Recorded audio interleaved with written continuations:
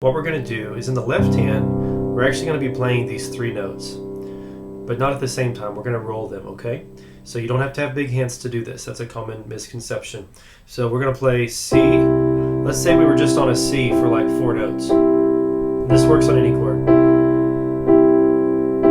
Okay? What we're going to do is we're going to take our left hand and we're going to use it to kind of fill in that dead space and make it sound a little more interesting. So we're going to play left hand.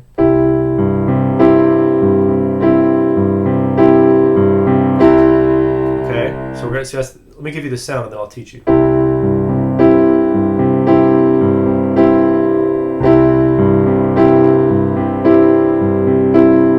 Okay, you hear what we're doing? Let me let you hear it on F.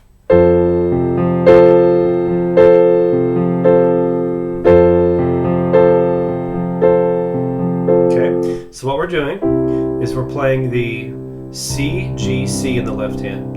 Okay? C, G, C. So the first note of the chord, the last note of the chord, the first note of the chord.